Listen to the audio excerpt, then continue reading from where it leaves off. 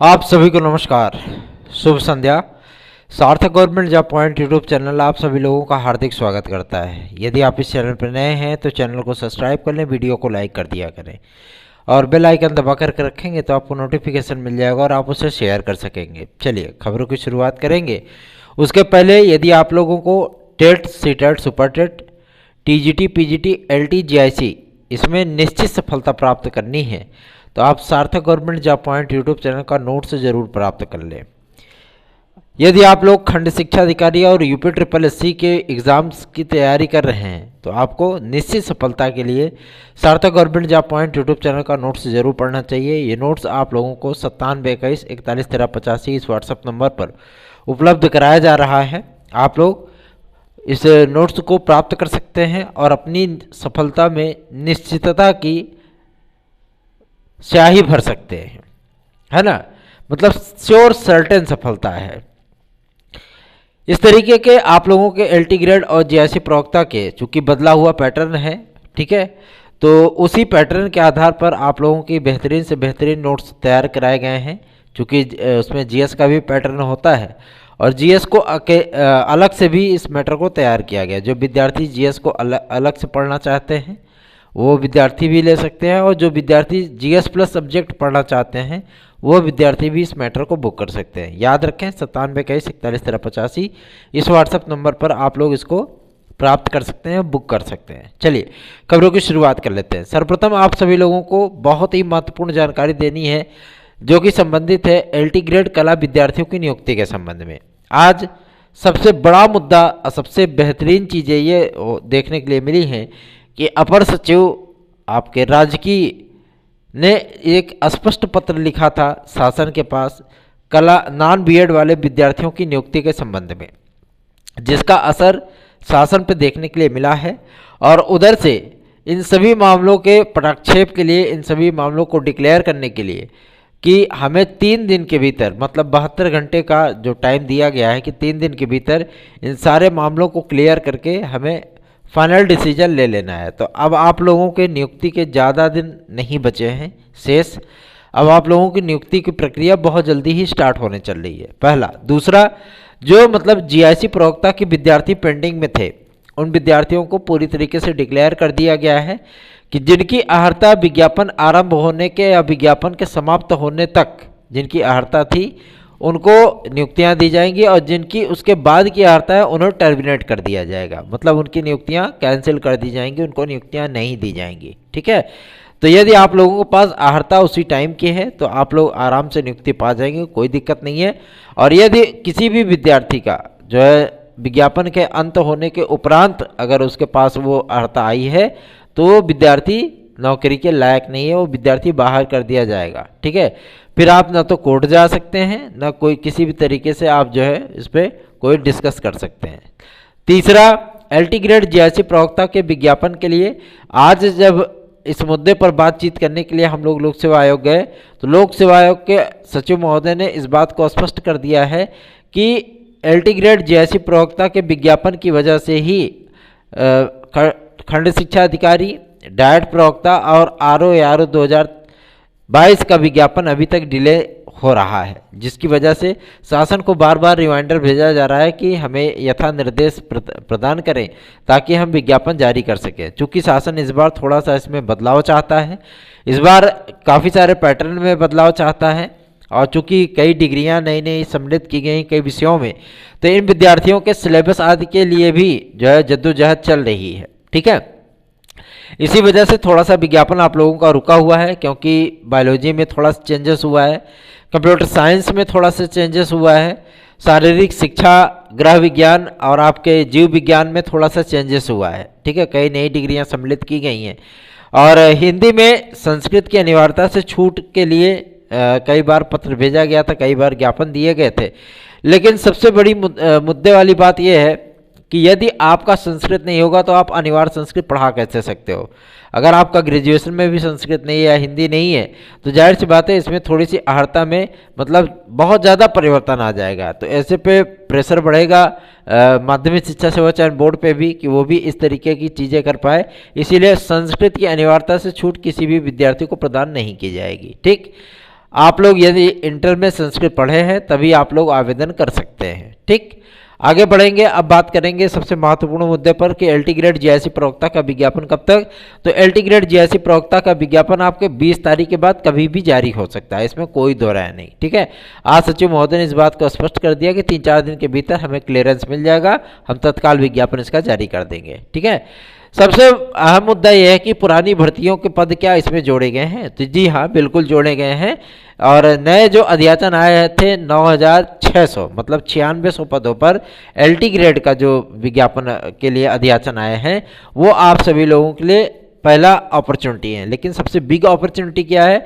सबसे big opportunity आपके पुराने भर्तियों के पदों को जोड़ने के लिए। हिंदी में कोई भी पद शेष नहीं था, इसलिए हिंदी का जो अध्याचन आया है वही विषय में सेम रहेंगे। कंप्यूटर साइंस में सर्वाधिक पद खाली थे, इसलिए उसमें सर्वाधिक पद होने के पूरे गुंजाइश बन चुके हैं। ठीक है, आपका एसएसटी में भी काफ़ी सारे पद खाली चले गए थे, तो वो भी उसमें ऐड हो जा रहा है और एसएसटी में सर्वाधिक पद आप लोगों को इस बार एलटी ग्रेड में देखने के लिए मिलने वाला है। शारीरिक शिक्षा में भी कमोबेश यही परिस्थितियां थी, इसलिए शारीरिक शिक्षा में भी अच्छे खासे पद हो सकते हैं, मतलब होंगे, निश्चिंत रहें इसके लिए। अंग्रेजी विषय में ज़्यादा पद नहीं खाली थे, संगीत विषय में भी काफ़ी सारे पद खाली थे, इसलिए संगीत में भी जो है थोड़ा सा इसमें एडवांटेज आप लोगों को देखने के लिए मिलेगा। ठीक है, गणित में ज़्यादा पद नहीं खाली थे, इसलिए गणित में भी संस्कृत से भी कम पद होंगे गणित में। ठीक है ना, और विज्ञान और जीव विज्ञान में आप सभी लोगों को अच्छे खासे पद देखने के लिए मिलेंगे। आप लोग बेफिक्र होकर के तैयारी करिए, और तैयारी अगर आप हमारे साथ करना चाहते हैं एलटी ग्रेड जीआईसी प्रवक्ता के लिए और टीजीटी पीजीटी के लिए, समझ लीजिए ब्रह्मास्त्र नोट से कई दिन से मैं कह रहा हूँ, जिन भी विद्यार्थियों को तैयारी करनी है वो विद्यार्थी आसानी से जो है तैयारी करें। हमारे नोट्स आज को लेकर के 9721411385 पर इस नोट्स को उपलब्ध कराया जा रहा है। आगे बढ़ेंगे, अब बात करेंगे आपके सबसे महत्वपूर्ण मुद्दे पर जो कि संबंधित है खंड शिक्षा अधिकारी को लेकर के। देखिए, खंड शिक्षा अधिकारी का जो पुराना विज्ञापन था उसी के आधार पर बहुत सारे कोचिंग संस्थानों ने जो है पढ़ाना शुरू किया। फिर बाद में उनको भी धीरे धीरे मालूम चला कि भैया सिलेबस आज में थोड़ा सा बदलाव है, तो उनका तो पूरा जो है मतलब किए कराए पे पानी फिर गया, है ना। और उसके बाद फिर उन्होंने बदले हुए पैटर्न पे जो है मतलब इस चीज़ को करने का प्रयत्न किया है। लेकिन हमारा मेन टारगेट इसमें जानते हैं क्या है? इसमें खंड शिक्षा अधिकारी को भी वनडे फॉर्मेट पर कराने की जो मुहिम चलाई गई है उस मुहिम में पार्टिसिपेट कर रहे हैं। हम भी प्रयास कर रहे हैं, शासन स्तर पे भी प्रयास कर रहे हैं कि खंड शिक्षा अधिकारी को, चूंकि एक बार ये खंड शिक्षा अधिकारी आपकी वनडे फॉर्मेट पे लोक सेवा आयोग आयोजित कर चुका है सन 2008-9 में। ठीक है ना, तो जाहिर सी बात है कि ये एक बिग अपॉर्चुनिटी हो सकती है आप सभी लोगों के लिए, और बहुत सारी चीज़ें आप लोगों को डेवलप होते हुए दिखेंगी। और डाइट प्रवक्ता में पहले एक बाउंडेशन हुआ करती थी 50% मार्किंग की, और ये सारी चीज़ें वहाँ से जो है समाप्त कर दी गई हैं। अब जो स्नातक प्लस बीएड विद्यार्थी होगा वो आराम से जीआईसी में और जीआईसी लेक्चरर के आपके डाइट लेक्चरर के लिए अप्लाई कर सकता है। डाइट लेक्चरर के जितने पद आए थे सभी पदों का वेरिफिकेशन कंप्लीट हो चुका है, और ये आप लोगों को वैकेंसियां बहुत जल्दी ही देखने के लिए मिलने हैं। सबसे बड़ी चीज़ ये है कि एलटी ग्रेड का जो विज्ञापन है, इस विज्ञापन को नए आयोग को सौंपे जाने के संबंध में भी शासन विचार कर रहा था, लेकिन अब अचानक से मूड बदला है, तो जाहिर सी बात है कि लोक सेवा आयोग ही इस भर्ती को कंप्लीट करेगा। आगामी समय में आने वाली भर्तियां आपकी नए आयोग के माध्यम से ही कराई जाएंगी, चाहे वो भले ही एलटी ग्रेड या जीआईसी प्रवक्ता की भर्तियां हो। दूसरा, आपके टीजीटी पीजीटी के लिए एक बहुत मुख्य अपडेट प्राप्त हो रही है, जो कि बोर्ड की बहाली को लेकर के। बोर्ड आप लोगों का जो है बहाल 20 नवंबर के बाद कभी भी हो सकता है, मतलब मेंबर आदि आने की घोषणा की जा सकती है। सरकार के माध्यम से आप सभी लोगों को ये चीज़ें भी देखने के लिए मिल सकती है कि उतने ही टाइम में आपका आयोग आ जाए, ठीक है, जिसे उत्तर प्रदेश शिक्षा सेवाचयन आयोग के नाम से जाना जाएगा। ये आयोग पूरी तरीके से कानूनी मान्यताओं को लेकर के आएगा। ये आयोग आप सभी लोगों के लिए एक साथ 3-3, 4-4 नियमावलियों को अपने अंदर समाहित किए हुए आएगा, और ये आयोग एक साथ 4-4 विभागों की भर्तियों को जो है देखेगा, जो कि आपके उच्चतर शिक्षा आयोग, साथ ही साथ माध्यमिक, संस्कृत माध्यमिक विद्यालय और आपका पीएनपी बेसिक शिक्षा विभाग। पीएनपी तो बेकार है, बकवास है ना। और टीईटी 2022 भी आपके नए आयोग से होने की संभावना है, वहीं से होगा। और लोअर सबऑर्डिनेट के लिए एक अपडेट मिली है। लोअर सबऑर्डिनेट की जो भर्ती है उसमें बहुत सारे पद हैं, बहुत अच्छे अच्छे पद हैं, ठीक है। और इन सभी पदों पर जो वैकेंसीज देने वाली है वो आप वैकेंसीज आएगी आपकी लोक सेवा आयोग के माध्यम से, क्योंकि अध्याचन बहुत घूम लिए, बहुत टहल लिए, अब अध्याचन भी थक गए हैं, बोल रहे हैं भैया ऐसी बात है अब बिस्तर लगा दो और मुझे सोने दो, है ना। तो यहीं पे आकर के सो गए हैं, मतलब अध्याचन आ चुके हैं और ये अध्याचन बहुत जल्दी ही विज्ञापित होने वाले हैं, ठीक है। तो सार्थक government job point YouTube channel का सहयोग आप सभी लोग बिल्कुल नहीं कर रहे हो। इतने दिन से मैं कह रहा हूँ कि आप लोग थोड़ा सा सहयोग करिए ताकि मेरा भी उत्साह बढ़े। आप लोग ना तो उत्साह दिखा पा रहे हो ना मेरा उत्साह बढ़ा पा रहे हो। हम भले ही आपको मोटिवेट कर ले लेकिन आप हमें ही मोटिवेट नहीं कर पा रहे हो, है ना। तो ऐसी चीज़ें दिक्कत पैदा करती है और जाहिर सी बात है दिक्कत जब पैदा होती है तो आपको भी दिक्कतें होती है और हमें भी दिक्कत होती है ना। तो उत्साह हमारा भी भंग होता है, लेकिन फिर भी आप सभी लोगों के कार्यों के लिए हम सदैव तत्पर रहते हैं कि आप लोग सहयोग एक न एक दिन करोगे ज़रूर। जितना स्नेह, जितना लगाव आप हमसे रखते हैं उससे ज़्यादा स्नेह, उससे ज़्यादा लगाव हम आपसे रखते हैं। इसलिए आप लोगों के कार्यों को संपादित करने हेतु हम हमेशा सदैव तत्पर रहते हैं, तैयार रहते हैं। आगे बढ़ेंगे, अब बात करेंगे आपके यूपी टेट 2022 को लेकर के। देखिए यूपी टेट पीएनपी से तो नहीं होगा, ये तो स्पष्ट हो चुका है। पीएनपी ने ही प्रस्ताव भेजा था और विज्ञापन आदि को जारी करने के संबंध में जो चीज़ें होनी थी वो सारी चीज़ें डिक्लेयर हो चुकी हैं कि पीएनपी इस बार विज्ञापन यूपी टेट 2022 का जारी नहीं करेगा। क्यों? क्योंकि हमेशा ही विवादों की स्थितियाँ उत्पन्न कर देता है पीएनपी, है ना। तो जब विवादों की स्थितियाँ उत्पन्न हो जाती हैं तो दिक्कतें आम हो जाती हैं, ठीक। 150 जब कोई प्रश्न नहीं बना सकता तो जाहिर सी बात है हर बार वही विवाद, हर बार कान पकड़ो, हर बार मामला कोर्ट में जाए, क्या मतलब है। ऐसा इतना अच्छा है कि मतलब 150 ही क्वेश्चन तो बनाने रहते हैं। इस बार जो टीजीटी पीजीटी 2021 का एग्ज़ाम हुआ था, लगभग अमूमन विषयों में विवादों की स्थितियां बिल्कुल तरीके से समाप्त थी। अगर एक आध दो क्वेश्चन को छोड़ दिया जाए तो भाई अब 150 क्वेश्चन बनाना रहता है, 125 क्वेश्चन उसमें आते हैं, है ना। तो जाहिर सी बात है कि वहाँ भी थोड़ी सी प्रॉब्लम हो जाती है। लेकिन इस बार बहुत अच्छा रहा कि कई विषयों को लेकर के बोर्ड की पूरी तरीके से नीति और नेकी दोनों स्पष्ट थी। आज माध्यमिक शिक्षा सेवा चयन बोर्ड के अध्यक्ष श्री वीरेश कुमार राय जी से मुलाकात हुई है और सारी चीज़ों की बातचीत हुई है। उनसे सारी चीज़ें स्पष्ट की गई हैं कि क्या माध्यमिक शिक्षा सेवा चयन बोर्ड भंग होने चल रहा है।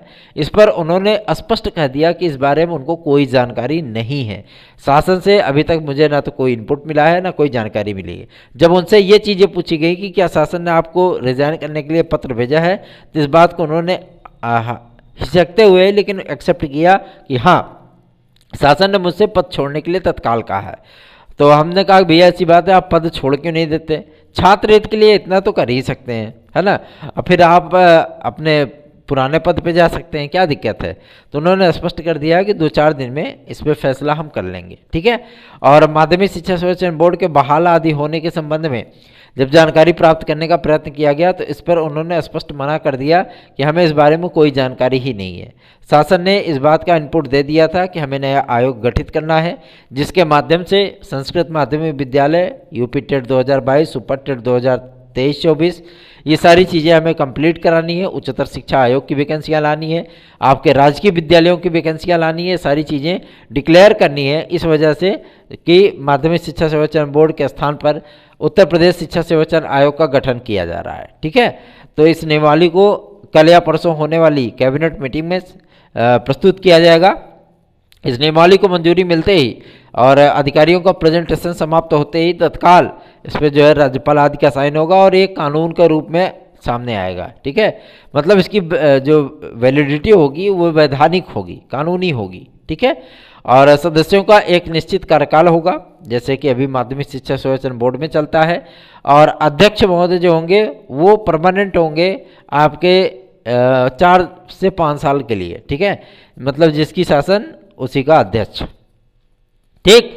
तो ये सारी वैकेंसीज आपकी क्लियर होने वाली है। और दूसरा, आप लोगों के एडेड जूनियर हाई स्कूल शिक्षक भर्ती के लिए मेरिट सूची कब तक जारी होगी इसका इनपुट मिल गया है। मेरिट सूची आप लोगों की एक मामला लगा हुआ है इसका कोर्ट में, ठीक है, 16 तारीख को।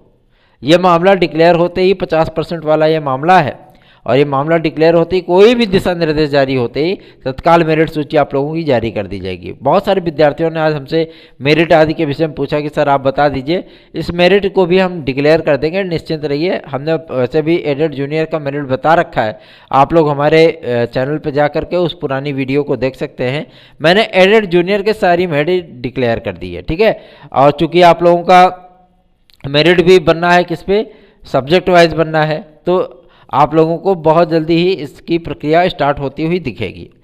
आगे बढ़ेंगे, अब बात करेंगे आपके एलटी ग्रेड के 2018 के वेटिंग लिस्ट के लिए। तो एलटी ग्रेड 2018 का वेटिंग लिस्ट अभी फ़िलहाल नहीं जारी होने चल रहा है, ये विज्ञापन के बाद ही जारी होगा, ठीक है। और 72,825 के मामले को लेकर के, चूँकि हमें नए विज्ञापन पे काउंसलिंग चाहिए, बहुत सारे विद्यार्थियों की ये मांग है, तो जितने विद्यार्थी हमारे साथ जुड़ सकते हैं सुप्रीम कोर्ट में याचिका के लिए, उन सभी विद्यार्थियों का स्वागत है। 9721411385 पर हमसे जुड़ सकते हैं। एक बहन ने हमसे पूछा था, एक बहन थी कि भाई थे, मैंने ध्यान नहीं दिया, लेकिन उन्होंने उत्तर प्रदेश राजर्षि टंडन मुक्त विश्वविद्यालय के बीएड के विषय में पूछना चाहा था।